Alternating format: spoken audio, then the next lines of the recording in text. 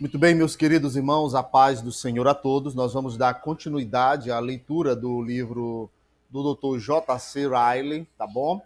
Nós estamos fazendo uma série de vídeos na introdução. O Dr. Riley desenvolveu mais ou menos 8 perguntas acerca do que é santidade, do que não é. E aí essas perguntas estão sendo muito boas, eu estou gostando demais das perguntas. E aí eu vou fazer uma playlist só das perguntas, tá bom? Eu deixarei aqui no cards ou na descrição do nosso vídeo, tá bom? Desse vídeo aqui, você vai encontrando já a sequência dos vídeos que nós estamos fazendo, da introdução à a terceira pergunta, né? Que foi a antiga, e nós vamos agora para a quarta pergunta. Deixe o seu like, se inscreva e faça parte deste canal, tá bom, meus queridos? Vamos lá? Estou procurando aqui, praticamente já encontrei. Nós vamos agora para a quarta pergunta, tá bom? Quarta pergunta, deixa eu só me aproximar, me ajeitar mais um pouquinho para ficar melhor a qualidade. Eu vou pegar aqui esse livro emprestado, aqui para fazer uma base, para me colocar o livro, para ficar melhor a leitura. Muito bem. Em quarto lugar, a quarta pergunta: será sábio afirmar de forma tão categórica e violenta, conforme alguns fazem, que Romanos 7 não descreve a experiência de cristãos maduros, e sim a do homem não regenerado, ou do crente fraco que ainda não se firmou? Duvido disso. Admito plenamente que esse assunto tem sido discutido por 18 séculos, na verdade, desde os dias do apóstolo Paulo. Admito plenamente que cristãos eminentes como João e Carlos Wesley e Fletcher, 100 anos atrás, para nada dizer sobre alguns hábeis escritores de nossa própria época, mantiveram a firme posição de que Paulo não estava descrevendo sua própria presente experiência quando escreveu Romanos 7. Admito plenamente que muitos não podem perceber o que eu e muitos outros percebemos, a saber, que Paulo nada afirma nesse capítulo que não seja precisamente de acordo com as experiências registradas dos mais eminentes santos de todos os séculos, e que ele diz várias coisas que o homem não regenerado ou um crente fraco jamais pensaria em dizer, e nem mesmo poderia dizer, pelo menos, isso é o que me parece. Porém, não quero entrar em qualquer discussões mais detalhadas sobre esse capítulo.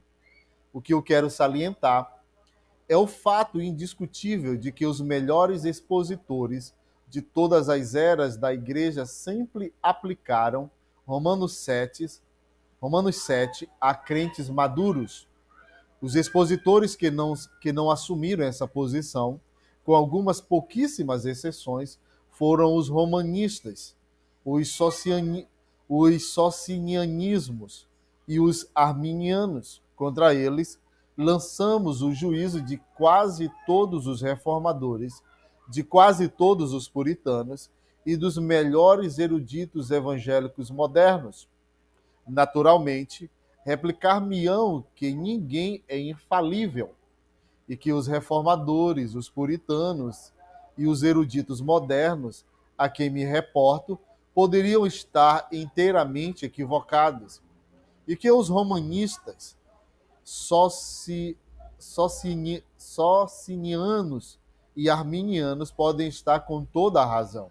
Sem dúvida, nosso Senhor ensinou que a ninguém chamemos de mestre.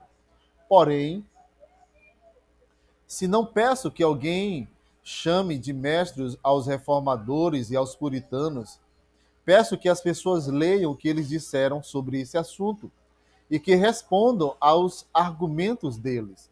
Se puderem, isso até hoje não foi feito, dizer, como alguns dizem, que eles não querem dogmas e doutrinas. De origem humana não serve de réplica. A questão em jogo é esta: qual é o sentido desta passagem das Escrituras? Como devemos interpretar Romanos 7? Qual é o verdadeiro sentido de suas palavras? Seja como for, lembremos-nos de que há um fato importantíssimo que não podemos negligenciar. De um lado, avultam as opiniões e interpretações dos reformadores e puritanos, e do outro, as opiniões e interpretações dos romanistas, dos socinianos e arminianos.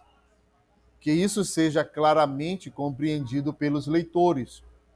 Diante de tais fatos, devo protestar contra a linguagem zombeteira, desprezadora e escarnecedora que com frequência tem sido usado ultimamente por alguns advogados do que devo chamar de posição arminiana sobre Romanos 7, ao aludirem às opiniões de seus oponentes.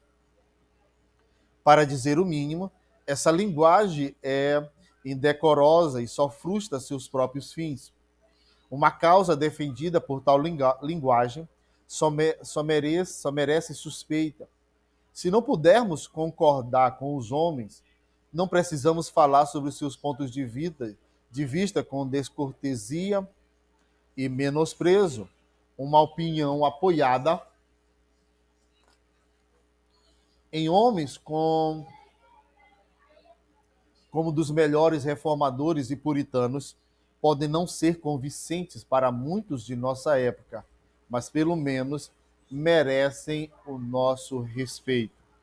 Muito bem, meus queridos, nós conseguimos concluir a quarta pergunta, tá bom?